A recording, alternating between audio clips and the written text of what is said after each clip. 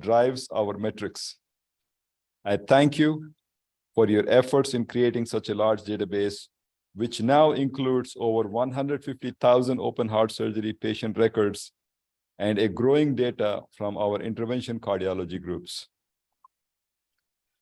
Through our data, we developed numerous best practice protocols with traceable results, such as postoperative atrial fibrillation prevention, decreasing blood product utilization after open heart surgery, decreasing time on the ventilation after open heart surgery, and more recently, renal failure prevention after heart surgery.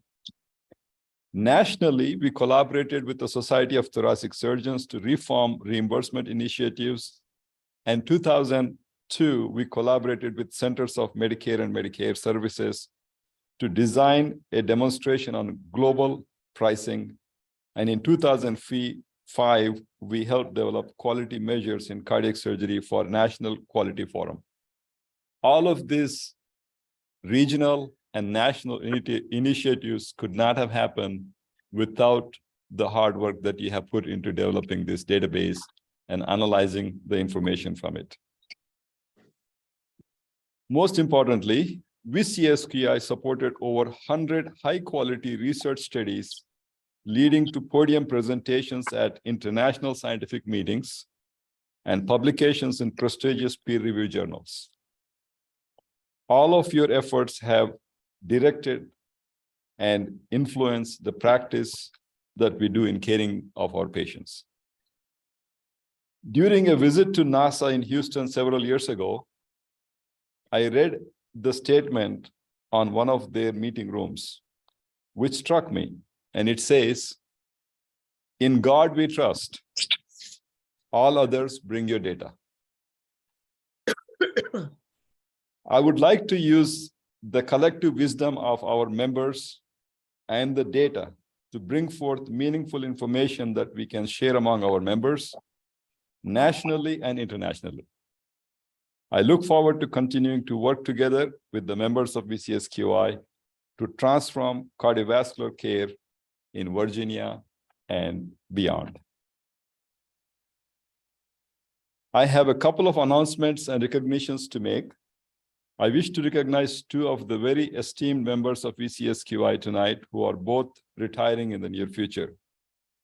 Eileen Dolman, she is here with us today, served as the Chief Nursing Officer at Mary Washington Hospital and has been with Mary Washington Hospital over 17 years. She served on the VCSQI Board of Directors for over 10 years and most recently as the VCSQI Treasurer. Chris Sisma is the Director of Outcomes for Heart and Vascular Center at Winchester Medical Center. She is a registered nurse and has been with Winchester for over 40 years. She has been a founding member of VCSQI Quality Committee and VCSQI Board of Directors. Congratulations to both Eileen and Chris on your forthcoming retirement. We are honored to have worked with you. Thank you for everything you have given to VCSQI over the years.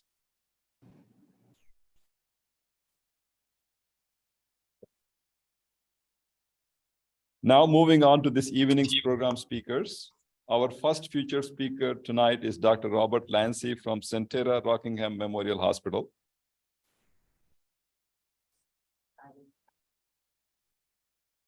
Eileen. So I have actually a plaque here in recognition for Eileen Dolman. I'd like to present here.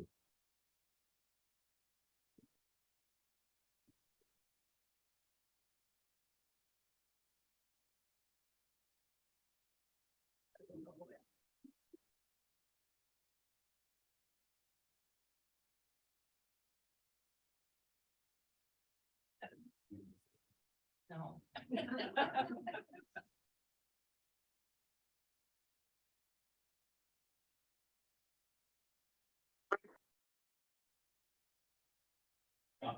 All I will say, it's been a pleasure to be part of this organization because we truly have improved the state of care of our patients. So thank you. This is very satisfying.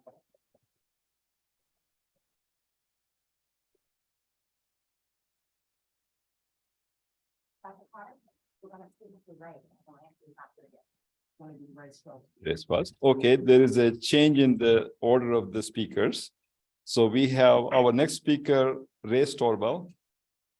Dr. Strobel is a cardiac surgery resident at University of Virginia and is a rising star in our VCSQI research and writing community. And I can say it without doubt that I will not be surprised one day if I see him as the president of STS or AATS in the future.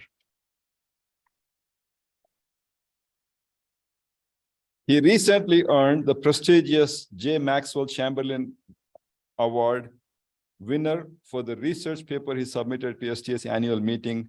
And tonight he presents on the Association of ELSO Centers of Excellence with Improved Failure to Rescue.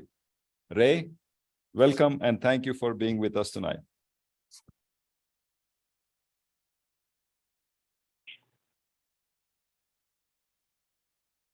You may have to use the mic, Ray. Yeah. This wasn't working very well. Sure. Thank you. No, thank you. And I think if you have slides, they can. I do indeed. Yeah, that should be good. So you have two mics. This is for Zoom. Okay. That's for the room.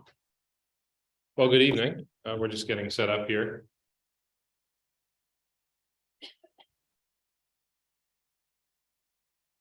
So it wants to work.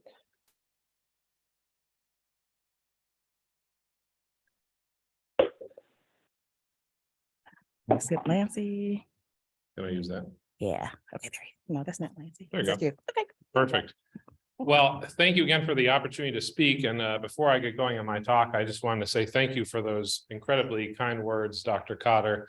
All I've accomplished, or much of what I've accomplished, certainly all of the research with the VCSQI wouldn't be possible without all of your hard work in abstracting the data, ensuring its quality, and working together to keep this organization alive. So thank you so much for that. It really makes a huge impact on our training at the University of Virginia and obviously on our patients' care, both in Charlottesville and across the Commonwealth. So today I have the pleasure of talking about a recent analysis that we've been working on, and we'll be presenting it at AATS in Los Angeles in May. And this analysis is really centered around the question of, can a center level quality improvement initiative improve failure to rescue after cardiac arrest amongst patients undergoing cardiac surgery? That was our question. And I have no disclosures. So as most of you, or probably all of us in the room are aware, cardiac arrest after cardiac surgery is the single most lethal complication a postoperative patient can experience. Failure to rescue, which is defined as death after a complication. So failure to rescue after cardiac arrest ranges, depending on the patient and the center, from 50% to as high as 83%. So that means at some centers, less than a fifth of patients who experience cardiac arrest after their procedure survive, which is obviously terrible. Really, those sort of numbers, I think, at least for myself as a resident now, they really kind of harken back to a prior day in cardiac surgery's history when things were a lot more new and technologies were really being broken in.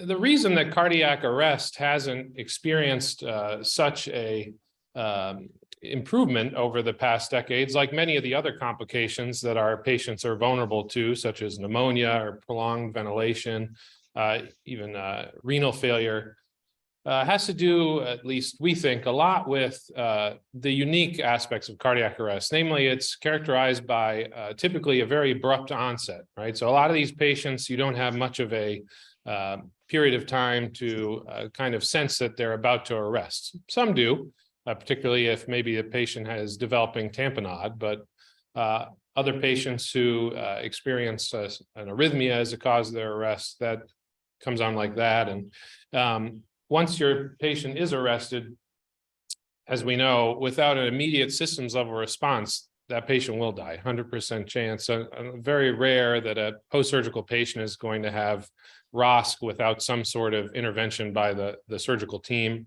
or at least the ICU team. And so this is a complication that's comes on quick, often without warning, requires a systems level response. And if that response isn't quick and efficacious, it results in mortality.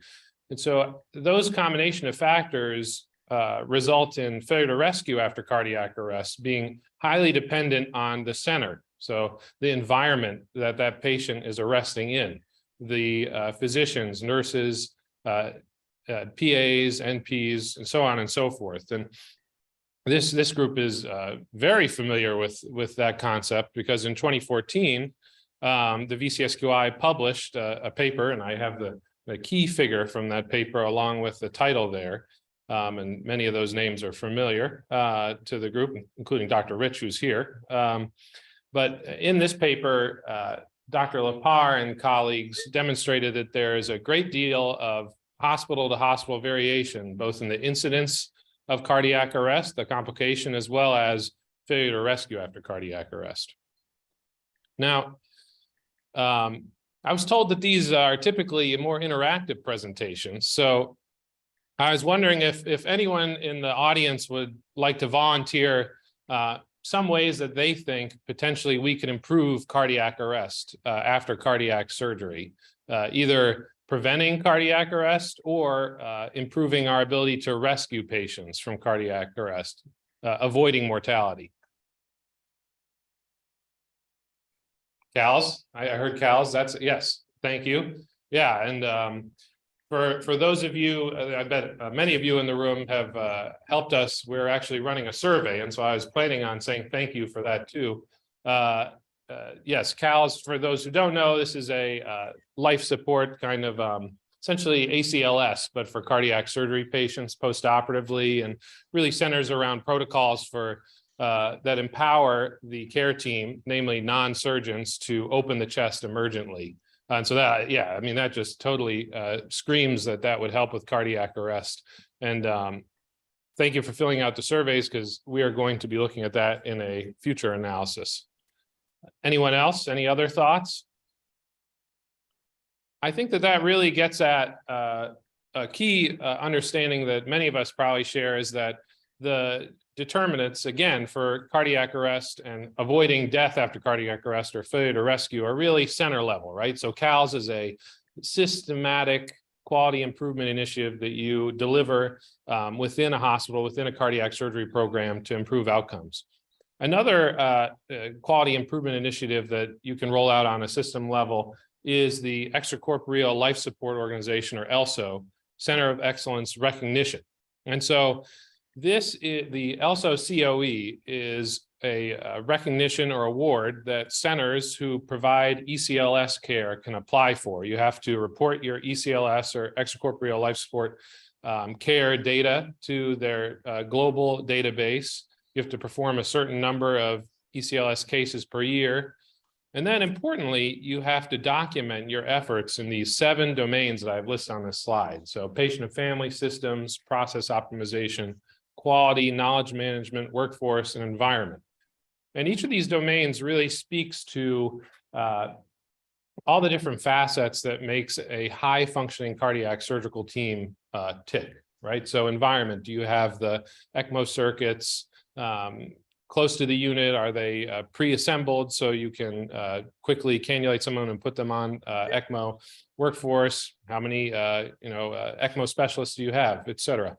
And so with our knowledge of how the ELSO COE recognition is obtained, we thought perhaps that the centers that have ELSO COE recognition may do a better job at either avoiding cardiac arrest, or once a patient is recognized to be in cardiac arrest, do a better job at rescuing them or preventing mortality amongst those patients. And so in this study, we hypothesized that patients undergoing cardiac surgery at ELSO Center of Excellence centers would have significantly improved failure to rescue after cardiac arrest relative to patients undergoing surgery at non-ELSO COE centers. And so in order to investigate that hypothesis, we developed a cohort of patients undergoing STS index operations in the VCSQI from 2011 to 2021. Our exposure variable, or the variable of interest for this study, was the ELSO COE recognition. And it's important to note that this is publicly available data. Once your center is recognized as one of these ELSO COEs, that goes on ELSO's website. So we didn't have to ask ELSO for permission for these data. These are available to anyone. So if you're interested, you could do your own analysis, assuming you have the VCSQI data. And our main outcome was failure to rescue after cardiac arrest, but we also looked at other outcomes such as operative mortality, STS-defined failure to rescue, and postoperative complications. And we used for our analysis a hierarchical multivariable logistic regression. And the great thing I'll point out about this is hierarchical regression allows you to account for center level clustering of outcomes. So it's a way for us to get at other ways that centers are high performers or underperforming without necessarily having the granular details on all those processes of care. So this is just our consort diagram, or describing how we got to the group of patients we studied. Out of 64,000 patients that we initially looked at, we ultimately included 43,641, of whom 4,238 underwent surgery at an ELSO Center of Excellence. And a little bit more about this ELSO COE recognition in our Commonwealth, in our collaborative. 3 centers during the study period were recognized as a Center of Excellence. There is a 4th center now in VCSQI. However, they achieved their recognition after our study period. So that it was right after our cutoff in 2021. So we weren't able to include their post recognition patients in this analysis.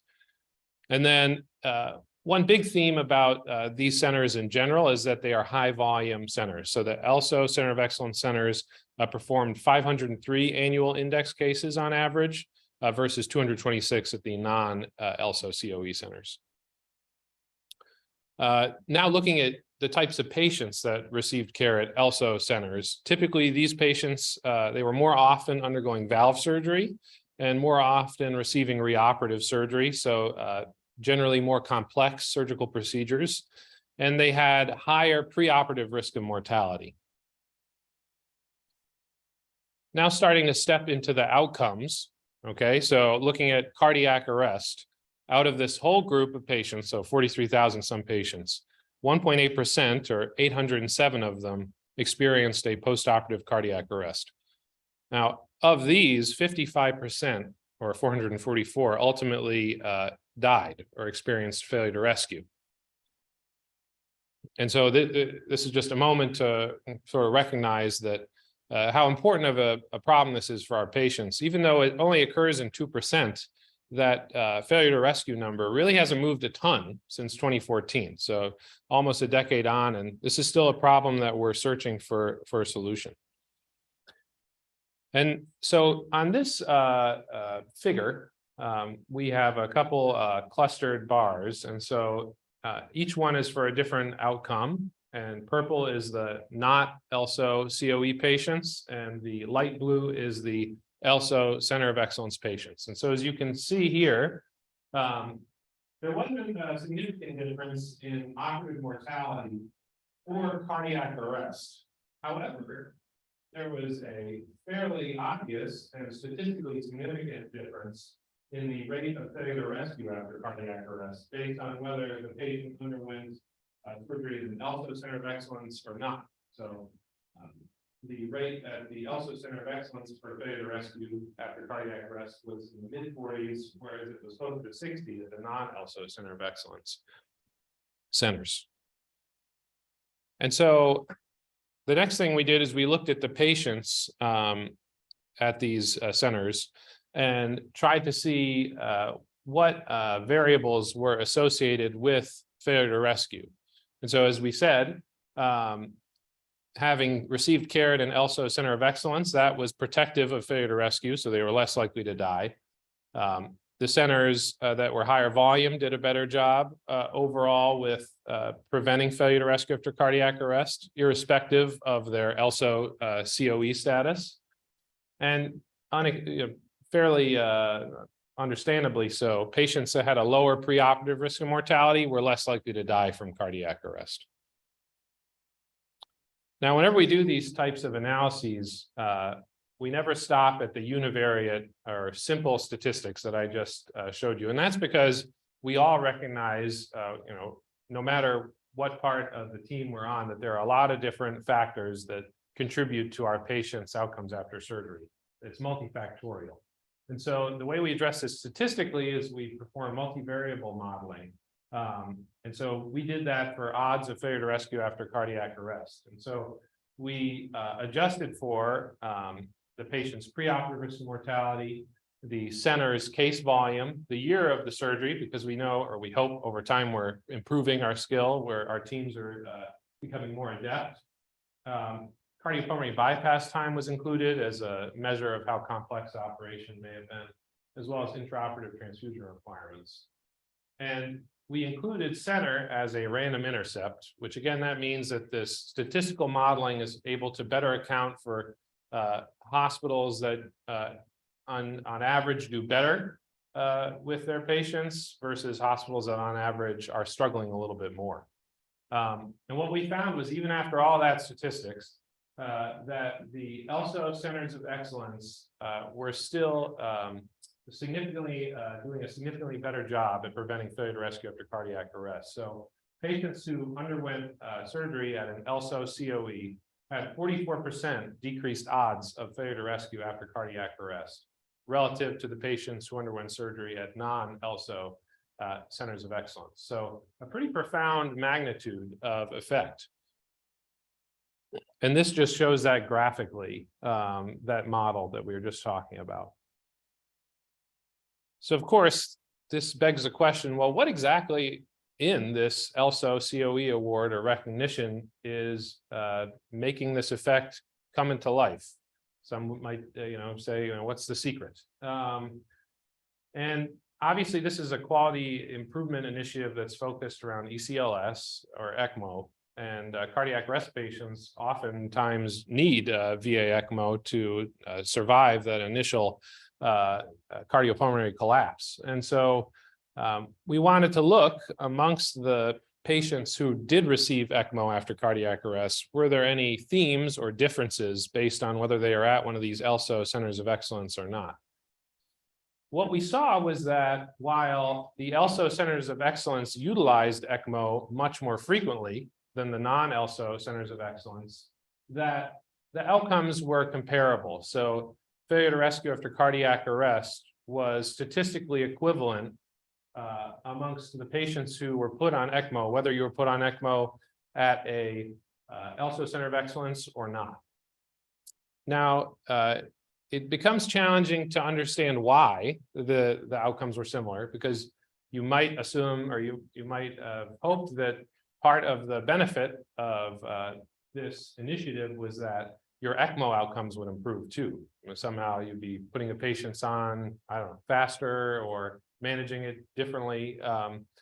But as the data shows, that doesn't seem to be the case. And why is that? It's tough because we only have around 100 patients in this sub-analysis. But there, some themes emerge. The patients who were put on ECMO at the ELSO centers of excellence had a higher STS predicted risk of mortality. These are probably, amongst cardiac arrest patients who are all gravely ill. These are even more systemically and chronically ill patients that are being placed on ECLS. And so it's possible that the reason for this is that the ELSO Center of Excellence centers are more permissive with who they will extend the VA ECMO to. And that some of those patients, because they are more permissive with who is placed on the circuit, some of those patients just didn't have a great shot of surviving. Their odds of surviving without ECMO were 0. Once they're on ECMO, they obviously increase somewhat, but unfortunately not enough in that individual circumstance. And so with any of our studies, there are limitations that we have to acknowledge. We don't know everything about everyone in this database. We use the STS adult cardiac surgery data forms. And so because of that, we're vulnerable to any unmeasured confounding or bias that we aren't able to address from the STS database. We're unable to comment on if these results are externally valid, so applicable to other states or quality collaboratives. But as we all know, Virginia is a very socioeconomically and geographically diverse state. And this last piece, which is where I was going to say thank you, but I'll say thank you again. We don't have a lot of granular center-specific characteristics, but thanks to your responses to that survey about CALs and ICU staffing and composition, we're going to have a little bit more, and I think that's going to be very valuable in our literature, and nationally, that'll be really much appreciated. So thank you again for your attention to that. And so in conclusion, in this analysis, we found a significant positive association between ELSO Center of Excellence status and improved failure to rescue after cardiac arrest. And we think this suggests a couple things. One, the importance of comprehensive quality programs in improving perioperative outcomes in cardiac surgery, right? I think this is an important point. We all in this room care a lot about this, and we spend a lot of our time improving outcomes or trying to improve outcomes. Unfortunately, there are always going to be some people in our organizations that are skeptics. And so having data that reinforces the importance of these efforts with hard patient outcomes is very important. And two, we think it suggests that there might be a conclusion here that patients who are at elevated risk of postoperative cardiac arrest may benefit from care at an ELSO Center of Excellence. And that point really is saying, we ought to try and encourage centers who are not yet ELSO Centers of Excellence, but are interested to start that process, because we think it may be beneficial for all patients. And so at this point, I'd like to say thank you, and I'd love to hear what you think is going on in this analysis. Thank you.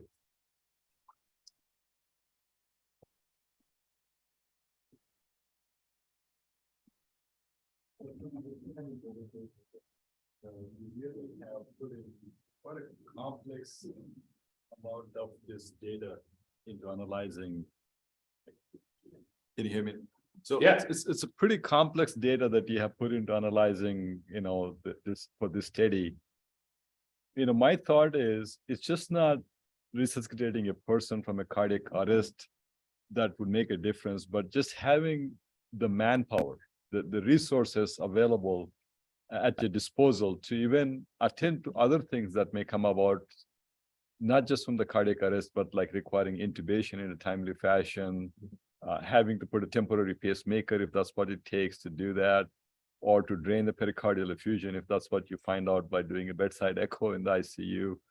I think all of those things would contribute to what you're seeing as improved failure to rescue from cardiac arrest.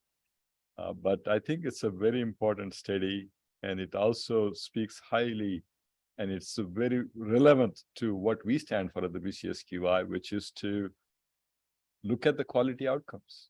And if the quality outcomes will lead to some better patient care and saving a few more lives, that's what we are for. So this is a very good study, and thank you very much for doing that. Thank you, Dr. Conner.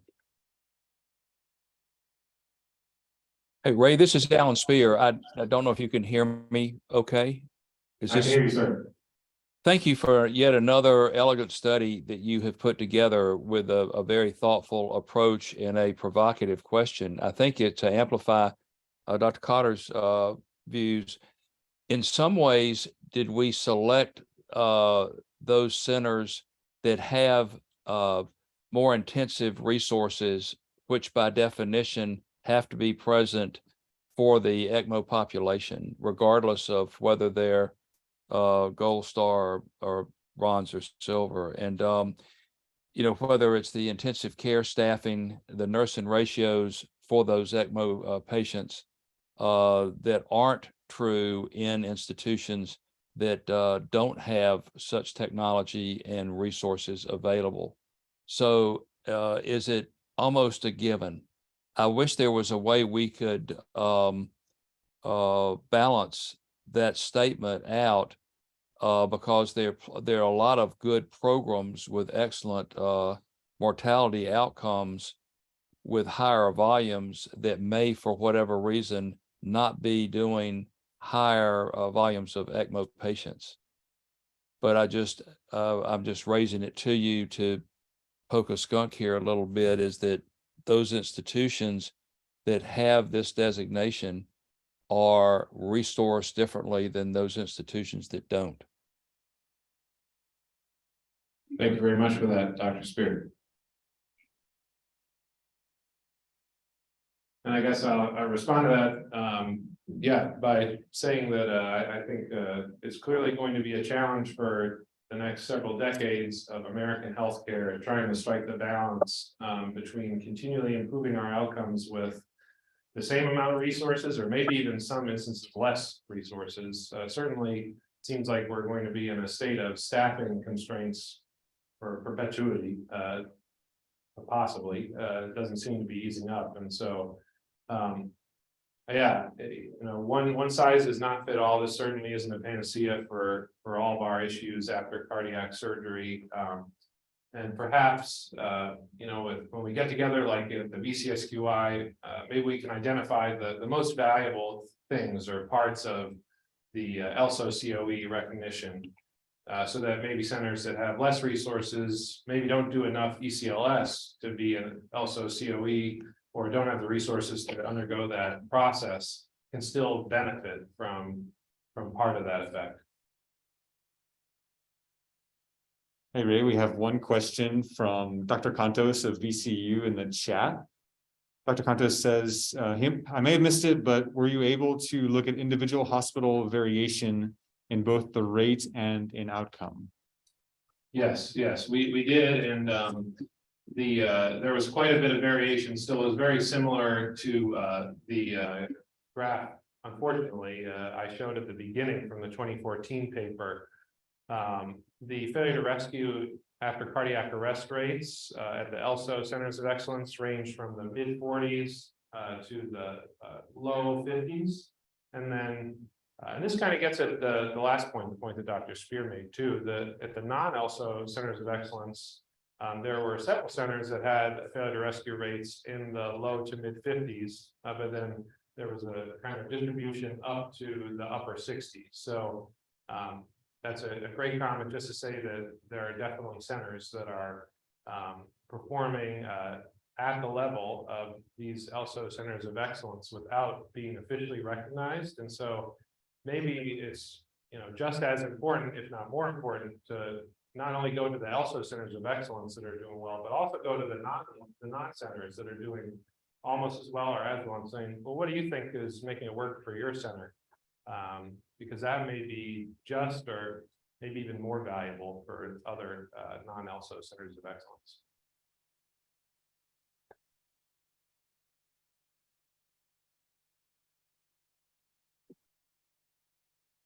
Well, thank you very much. I really appreciate the opportunity to come and talk. Thank you.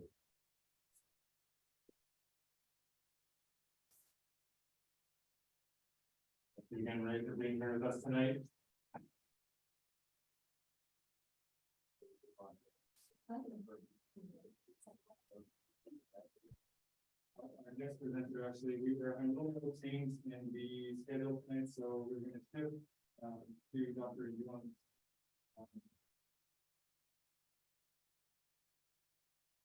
For our next presentation, we have Dr. Kenan Yount from UVA. Dr. Yount is the Surgical Director of the UVA Surgical Heart and Valve Center. He co-directs the UVA Aortic Center, UVA Advanced Coronary Artery Program. His clinical interests encompass all aspects of cardiac surgery, and he subspecializes in heart valve surgery. This is your latest slide deck. Transcatheter, mitral, and aortic valve surgery, including transcatheter aortic valve ablation. This is for Zoom, and this is for the room. Which is VCSQI centers, specifically how that will dovetail into a discussion of At the end of the day, if you stay right there. so, Dr. Yount, thank you for being here with us. It's an honor to welcome you to our VCSQI meeting tonight. Awesome. Thanks so much for having me. And Ray, great job. He's one of our residents, and obviously we're super proud of all the work he does, and he's a great reflection on our institution. I was asked to talk a little bit about aortic alerts. And this sort of was a side chat that initially started with, I guess, Eddie, me, Alan Spear, and a few others a few months ago. And perhaps if there was scope within our organization to consider more of a statewide center and at least share some best practices that we have in terms of transferring patients with type A dissection. And this is something that has not gotten any easier in the pandemic, and as staffing shortages that Ray alluded to just recently. This particular problem is at no less risk right now for being under-resourced. And sort of getting ready for this talk, I did ask Eddie to give me a little bit of data on volumes, and you can see type A dissection volume has gone up a bit in the last 3 years. Within the state, we tracked about 400 type A dissections in the past 3 years. So a little bit over about 133 a year within the Commonwealth. And then less of a volume of type B that we're tracking. And then other aortic emergencies sort of in the 87 range. But then if you look at it by center, you can see that most of the expertise and most of the repairs are occurring at about 3 to 4 centers, at least where I track who does averages at least about 1 a month. That would be about 4 centers in the state. And so you could see like any sort of operation, 80% are done by about 20% of the centers within the state. I'll have to admit, when I first started off, I went and looked around at how other centers did it. And this was just sort of a fascinating article. Okay. Got to share the screen. Oh. All right, sorry. We're getting the PowerPoint back up here. So when I was first learning how to do dissections and also seeing an increase in our volume, I traveled around a bit and I had the opportunity to spend a little bit of time with Chuck Roberts, who some who operated within the state may remember him from his time at Winchester, but he's actually now down in Baylor in Dallas as part of Baylor Scott White. And in the past year, he himself did 90 type A dissections. I remember talking with him about when he was at Winchester, and he said, when I got one of these, I was driving home from the hospital, he just sort of slammed his fist on the steering wheel and said, God damn it, this is going to take my whole night up.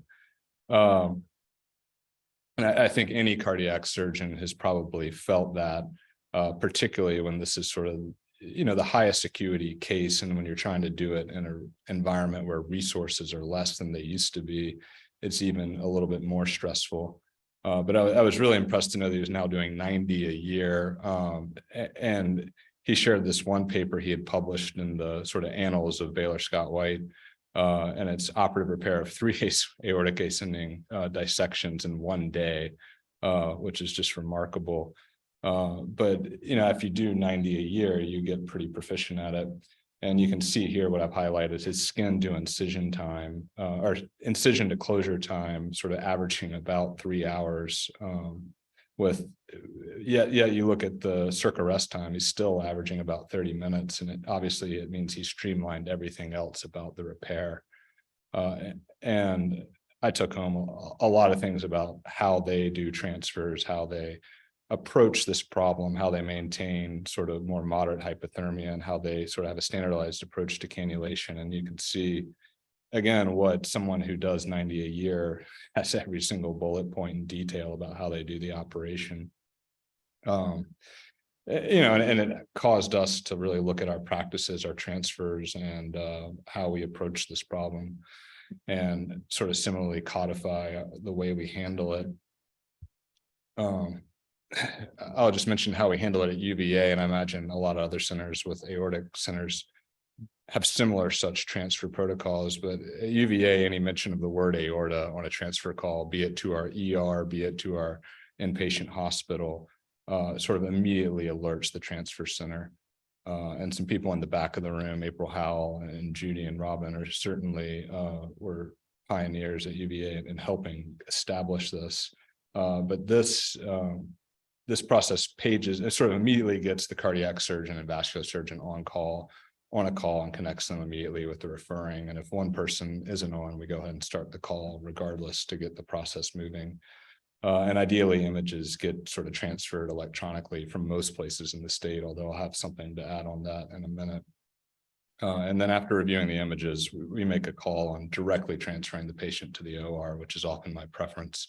If we need additional imaging, we transfer them to our ER so we can get the images expeditiously, or do a pericardial window in the ER if need be, and then get the patient up to the OR.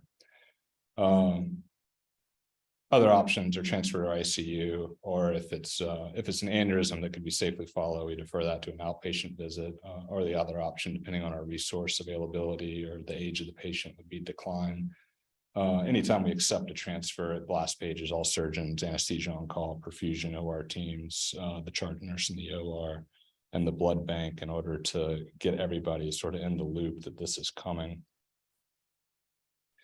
You know, I said we call ourselves an aortic center, but I just sort of looked around the state at the major aortic centers, and you can see here, it's sort of vague, and some of them exist physically, some of them exist in the web, some of them exist in spirit.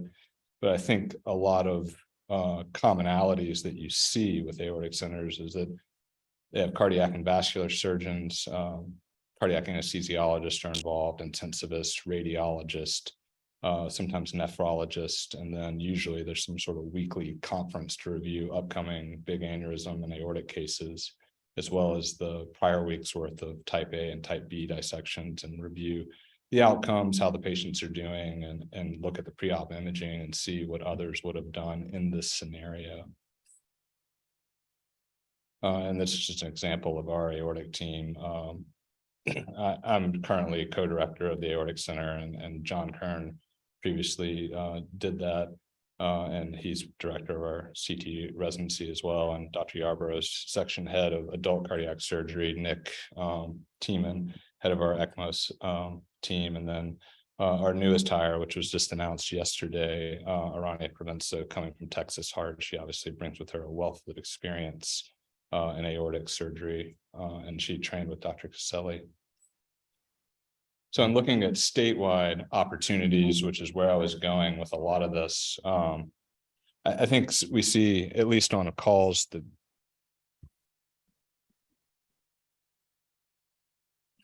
this one, Sherry, just went dead. Can y'all hear me on this one? All right.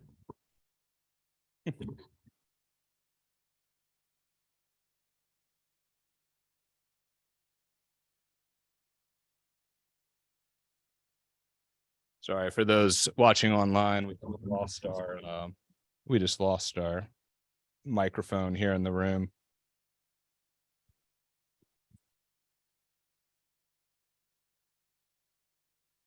We're gonna be a pro at this next time. First in-person meeting in a while.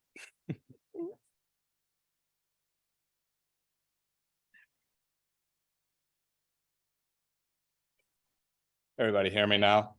Okay, awesome. You know, some issues we've seen, particularly over the past 2 years, is that some centers are bowing out of type A dissections. They understand they have low volumes based on the graphs I showed, and it's a high acuity problem, and people are struggling with nursing in the ICU and in the OR. And that's not unique to our center or any other center. And I think many centers are also struggling with competing emergencies, and we recognize this. Certainly within Charlottesville, I've diverted some patients who went to a nearby hospital at Sentara down to VCU, and they had capacity and we didn't because we had competing emergencies. And similarly, I've taken some from VCU's ER in recent months. And so it's sort of led me to the idea of how we can better transfer our images, because sometimes we're seeing transfers of patients between hospitals that aren't used to transferring between them if it's two quaternary care centers, and how we can expedite that in 2023 so that it's seamless. Some states, there's a call center for the whole state. Other times there's some centers who agree to have a collaborative where 1 week on there for dissections and the next week another institution is, and seen that model down in Texas. Another option is to share call schedules. That way, if you know you've got a heart transplant, a lung transplant, and something else going on at the same time, you know who to call at a nearby institution sort of immediately to help you out if you're busy. And then another idea is there a forum for sharing best practices between the centers who do the most in terms of type A dissection repair? And then sort of my last idea is how best to track the outcomes. Is it STS or is it IRAD or some other database? And then should we, within the initiative, track where the patients are coming from, where the patients are going, how long they're in shock, and sort of what the transfer time is, and are they bypassing other centers? Good now. Sorry, back to the other microphone.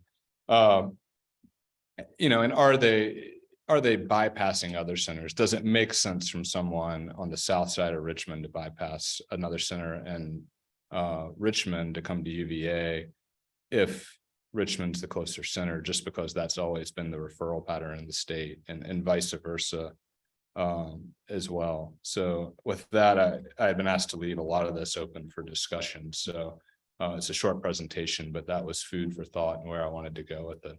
Thank you.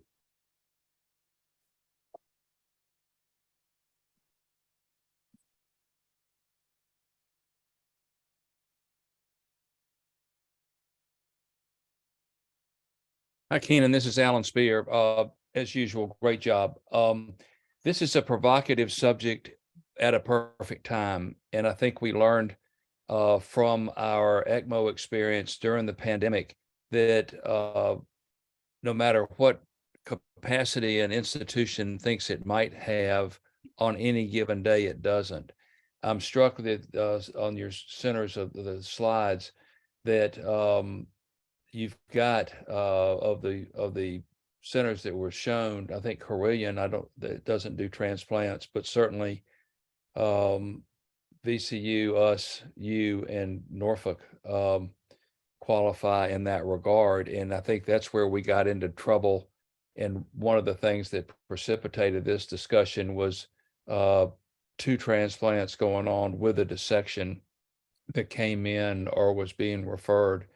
There's a practical thing that I wasn't totally sure how to address, is that we sit very asymmetrically in Northern Virginia. So sending a dissection, unlike transferring an ECMO that you can cannulate, but then you have a little bit of luxury for timing of transfer, you and VCU are much more central and have sort of options of sending it north or southeast to Norfolk or to each other. But because we know that the helicopter transfer is at best inconsistent, particularly time of year and late in storms in the summer and all those kind of things.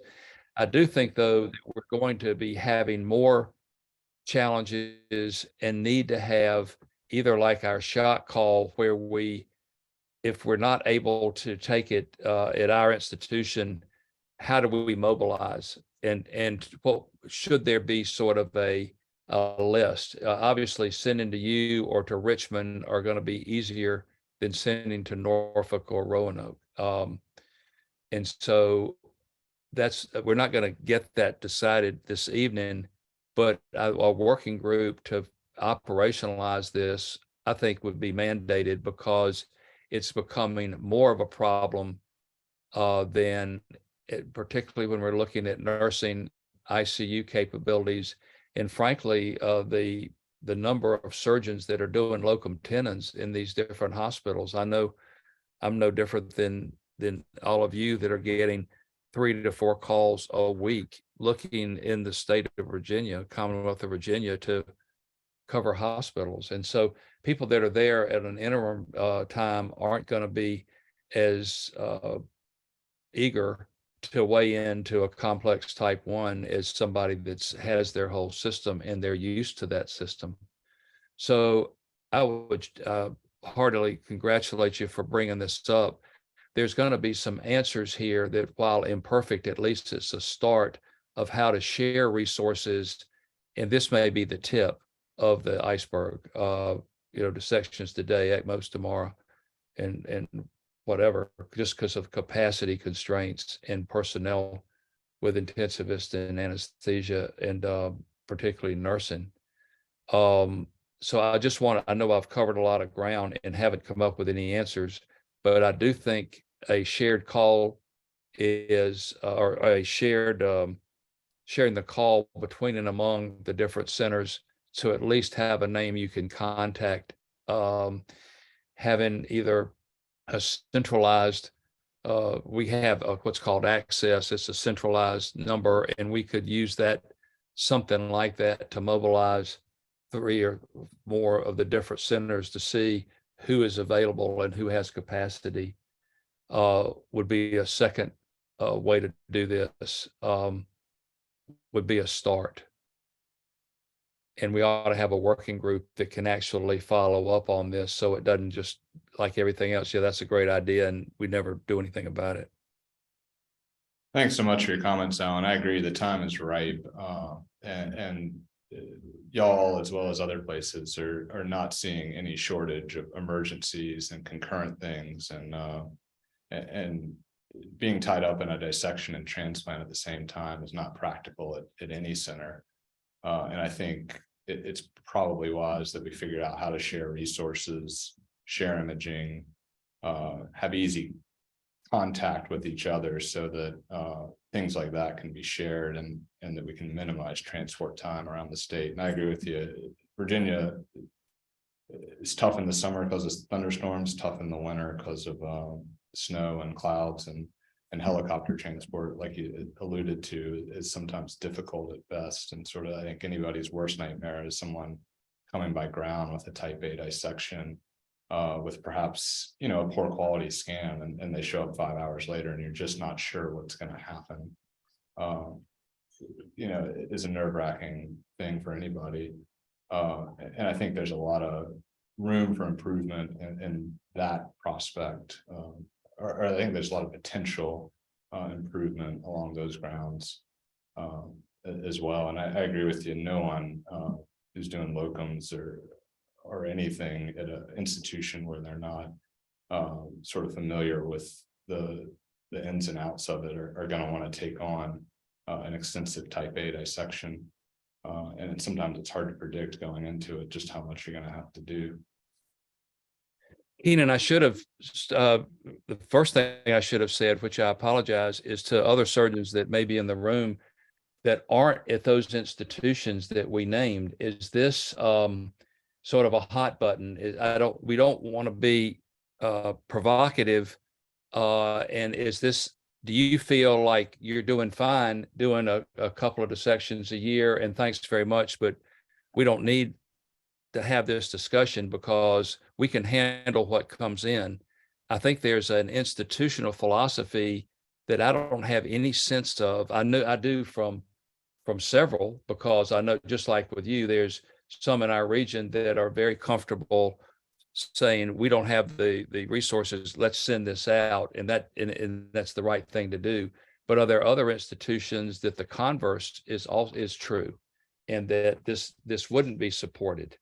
That may be a moot point, because for those of us getting such calls, we need to come up with a plan among ourselves for the reasons that we both mentioned. But it'd be interesting to hear from other surgeons that aren't seeing the 3 or 4 a month that many of us are. Thanks, Alan, for those comments. This is an important topic and discussion. As I have alluded to, we need to make some sort of preliminary assessments and decisions as to where we should go based on the data. I mean, without that, it will be only an opinion of one institution or a person. So I know that there has been some work being done at the EPA looking at the distance traveled by the patients coming in for a type A dissection. And I think that will be a very important metric. And I would propose that if you could just even go a little bit deeper, if it's possible, to categorize this dissection patients into those with malperfusion and those without malperfusion, because the behavior of those two groups are very different. So once we have at least a 2x2 analysis of with perfusion, with malperfusion, and then seeing like, if the travel distance will make a difference, then you can certainly sit down and then make some proposals saying that, if you don't have the capability, what's the next stop? I mean, how should we triage these patients? But that would be my, 2 cents. Do you have any thoughts on that, Kenan? Yeah, I think there are certainly other centers, Michigan namely, have shown a lot of success in treating type A dissections without malperfusion.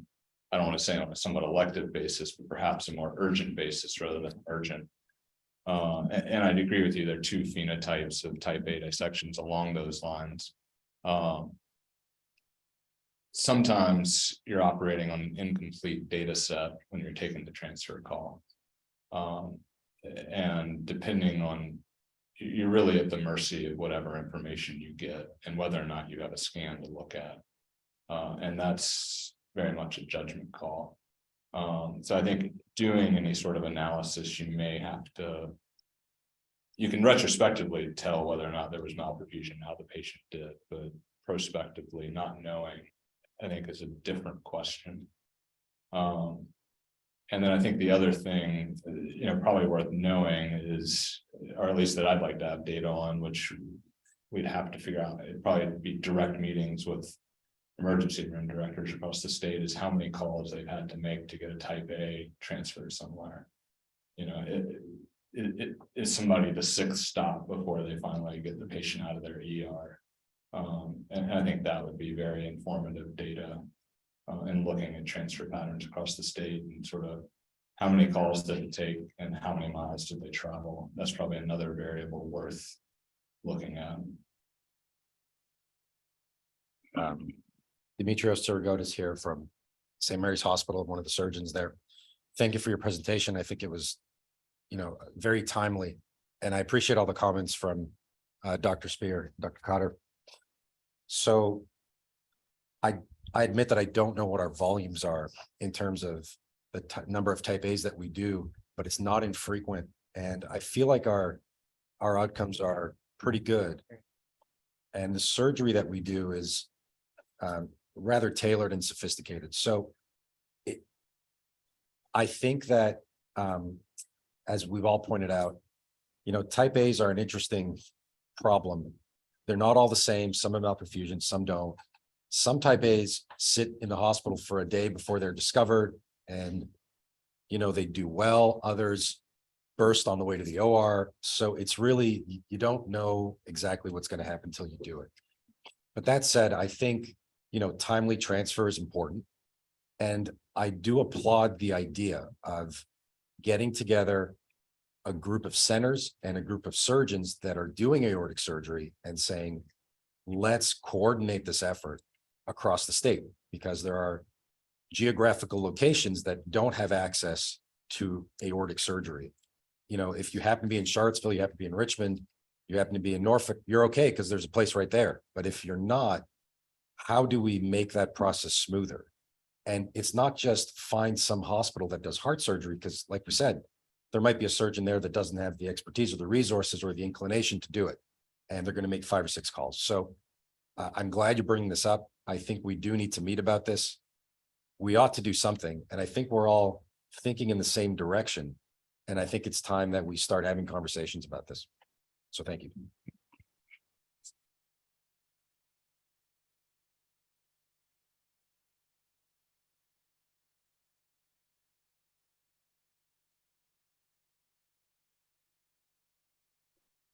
Awesome. Well, thanks so much for having me. I appreciate the opportunity to talk and look forward to hopefully getting together a working group to brainstorm. Thank you, guys.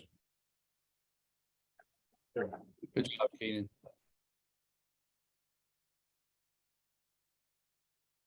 Well, thank you again, Dr. Yount, for presenting this evening, for leading the discussion. It sounds like as a next step for VCSQI, it would be a good idea to get a working group together.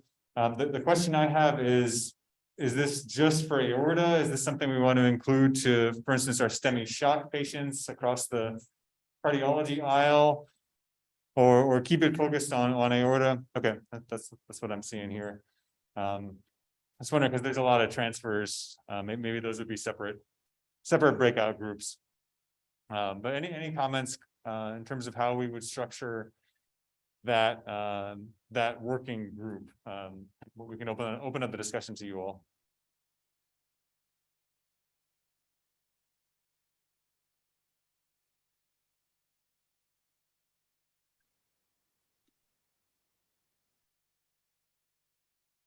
And if there's no thoughts, that's fine too. We can deal with it offline, but just wanted to put it out there. Our third and final presenter of the evening has, I think, been lost in transit here. So we unfortunately will not get to see Dr. Lancey. Sherry hasn't shown yet. I'm not sure if this person who is Rob is Dr. Lancey. Okay. Dr. Lancey, are you online? He might be on via Zoom, but we're not certain where Dr. Lancey is. Dr. Lancey, just to fill a little bit of time here, Dr. Lancey is one of our cardiac surgeons out in Harrisonburg at Rockingham Memorial. And he's been our leader in terms of the readmission initiative, which has started up in the last year, restarted in the last year. And we've worked in concert with VHHA, the Virginia Hospital and Healthcare Association, to revise and refresh our readmissions protocol. Dr. Lancey spoke to that a little bit at our last meeting in December. Tonight, he was going to speak to how he uses data from VCSQI to drive quality improvement at his institution locally. Just as an aside, Sherry and myself and Dr. Lancey meet every month to review the VCSQI data, our quarterly dashboards that are sent out to you all. And Dr. Lancey does a good job in terms of marking those up and then implementing quality improvement plans with his team that are data driven. So we wanted to showcase that. Hopefully we can do that at a later date from Dr. Lancey, but did want to highlight the quarterly data to you all that comes out for both STS as well as CAP-PCI and our STEMI database. So the quarterly reports are increasing. TVT will be next. All of those reports are available to you all. So if you don't know where they are, if you don't have them, we can send them to you. We can direct you to our VCSQI website, the members portal, where you can download those. But every quarter, those are refreshed. We've already released our Q4 data for STS. We did that about a week or so after the harvest deadline for Q4. So we try to get them out as soon as we possibly can.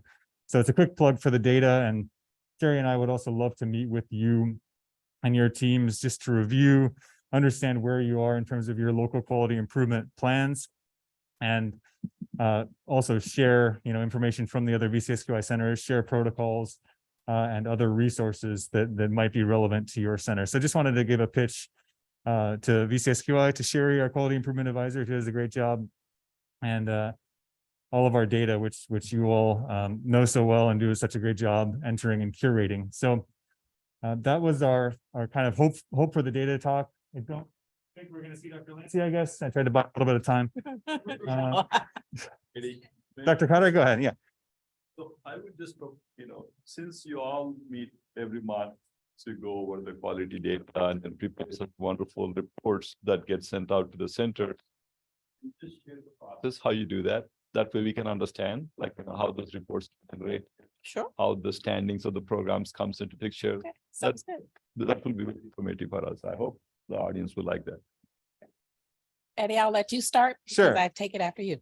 Absolutely. So Sherry, do you want to pull up our STS report, maybe our latest STS data or CAP-PCI, whatever is easy to find? But Yes. yeah, there's look at that. So these are the latest and greatest data from the STS Adult Cardiac Surgery database, which our lovely database managers do such a great job entering. Again, we do thanks, Sherry. We do a download of the data every quarter from Armis Health Catalyst, which is our data warehouse. That's where data is either directly entered into or uploaded into, depending on how your data entry works locally. And from there, we go in, we run our own reports on the data, run these calculations, and basically just generate a number of sets of slides. Some are regular recurring slides like this, which show the primary STS outcome metrics that you all are kind of used to seeing on the STS reports. We're also able to do ad hoc analysis. So if you have any custom data requests, we can work on those for you as well. So we can go through a few of the slides and just show you kind of how these are formatted. This first slide just shows the overall VCSQI total open heart volume by quarter and procedure type. In blue is the CABG, purple is valves, red is other, and yellow is valve and CABG. Pretty steady. There's a little uptick in CABG volume over the last couple of quarters. Not sure if that's a trend or not. We'll have to see how that develops, but just a quick look. Eddie, can you share measure- the slides? We can't see the slides. Oh, the slides are not being shared. Okay, Thank you, Dr. Spear. thanks, Dr. Spear. Thanks to all of our Zoom attendees out there. Hopefully you've been able to hear, and it's been a somewhat smooth process for our first hybrid meeting in quite some time. So I will go to the next slide once we have a look at the volumes here. This is just the measure specifications. These are all standard STS metrics. We compare the last 2 rolling calendar years of data. So we take 4 quarters, the most recent 4 quarters of data, compare that against the previous rolling 4 quarters worth of data. It's all CAB only in these reports. We have then broken it down by volume grouping. So there's low, medium, and high volume. That's based on an average annual CABG volume. We also then perform some statistical tests that show how your center is doing in the last 4 quarters compared against the other 16 VCSQI programs combined. And you'll see the hospital codes are down at the bottom. If you have an asterisk, your hospital is marked as statistically lower than the VCSQI, the rest of the VCSQI. And if there's a plus sign, it's statistically higher than the rest of the VCSQI. Dr. Cotter? Just a question about the designation of the low, medium, and high volume centers. Is this like an STS driven number, or is it just we adopted the VCSQI? Is there any sort of like validity and basis behind that? The logic here is that these were just natural cut points that we saw in the database where there was it's not like one program was doing 199 cases a year and another was doing 201. There was actually pretty big gaps in between. So there were 50 to 75 patients between those volume cut points. And that was just kind of naturally how the distributions of data fell. So that's how we chose those 3. So we'll dive in. This is just an example chart to show you.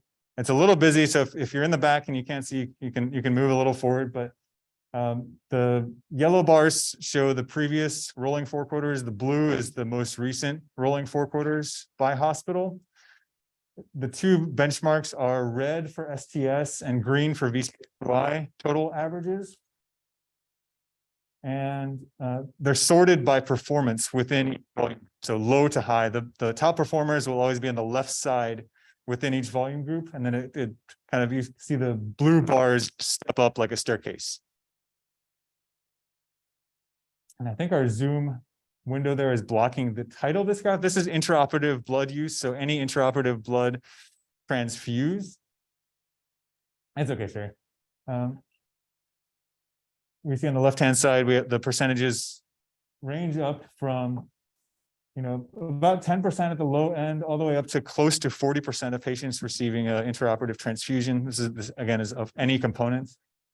This is a raw measure, not risk adjusted. The VCSQI is about 19% average. STS is 25, perhaps reflecting the work VCSQI has done in blood conservation from years past.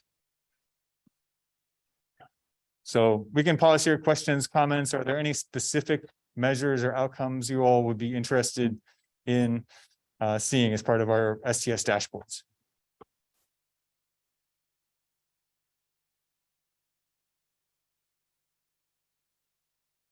Give us a plug. Yeah, Give the perfusion metrics a plug. the perfusion metrics, absolutely. How about, I'll recognize Eve Dallas, who's the chair of our VCSQI perfusion group. I'll put you on the spot, Eve, and then Sherry might be able to pull up a couple of the slides for our perfusion group as well. Filling in some time, huh? We're spotlighting one of our stars here. Oh, well, thank you. I just wanted to give us a plug. Eddie and Sherry have been working with me to develop a specific group of metrics for perfusion data, driven by the same database that you're using otherwise. They look a lot like these metrics, only the information is fairly specific to perfusion and its practice.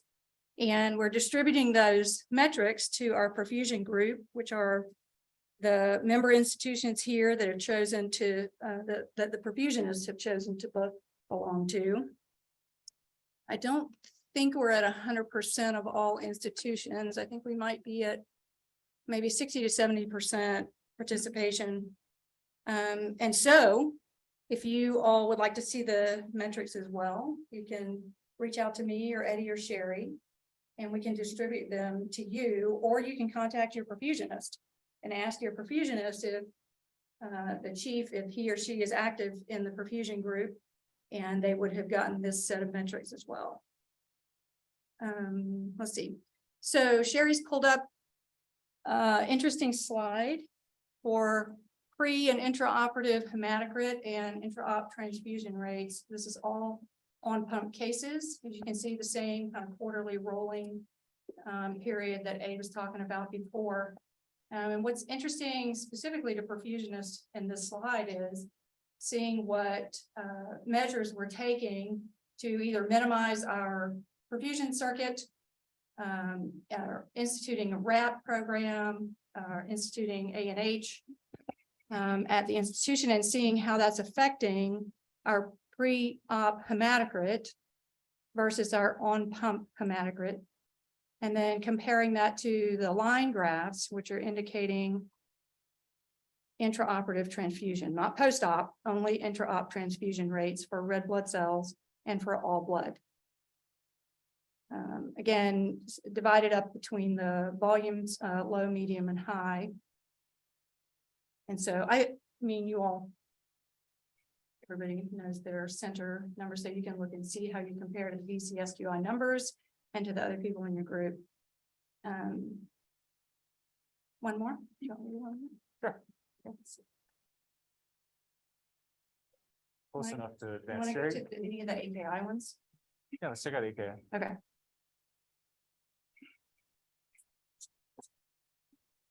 Hold on, I'm attached to my. Do I need to go with you? Going on a field trip.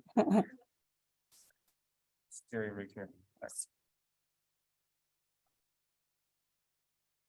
You need me to Mike, need a thumb it over?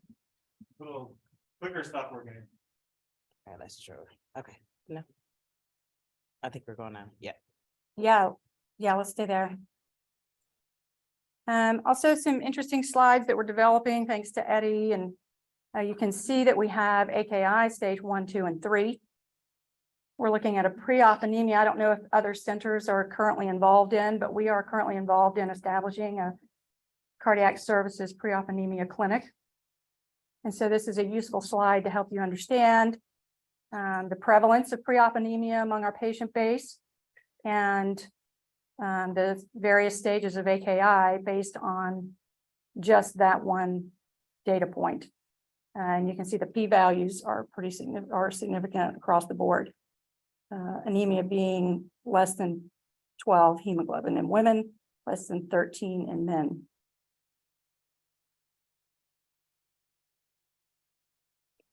This slide speaks to AKI and intraoperative hemoglobin less than 7, cabbages only. Significant p-values across the board there as well. Thanks for including those, Eddie. And again, intraoperative hemoglobin less than 7, and now we're talking about intraoperative red blood cells transfused. And the slide is a little bit busy, but I think it's interesting enough if you take a couple of minutes and look at it. I think particularly interesting is AKI stage 1 with an intra-op hemoglobin less than 7. According to this data, it looks like it's trending, but not statistically significant, that whether you transfuse intraoperatively, yes or no, the AKI stage 1 rate is 26 to 29%. Just by allowing your hemoglobin less than 7 intraoperatively, as opposed to a hemoglobin greater than or equal to 7 intraoperatively.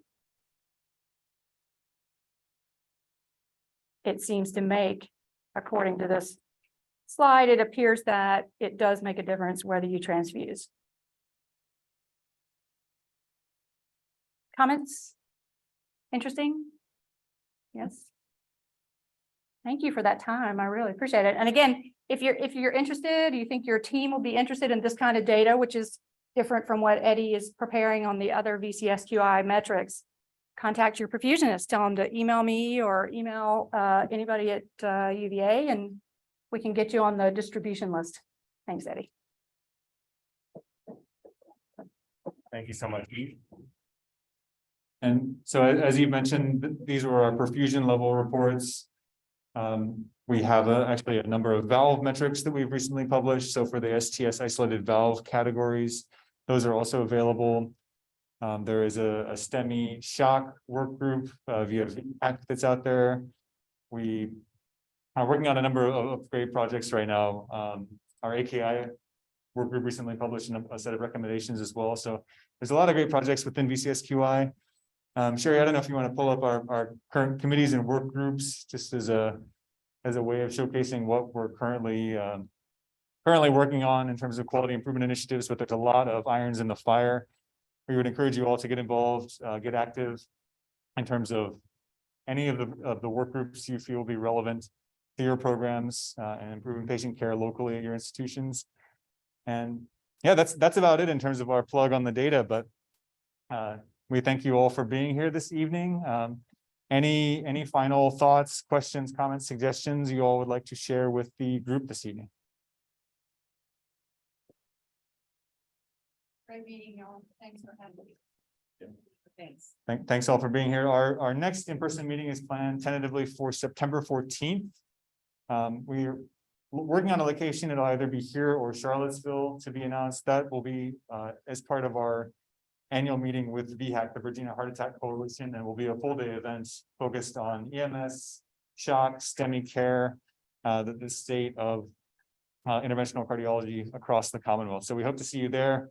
Hope everybody has a great spring, and thanks again for being here with us this evening.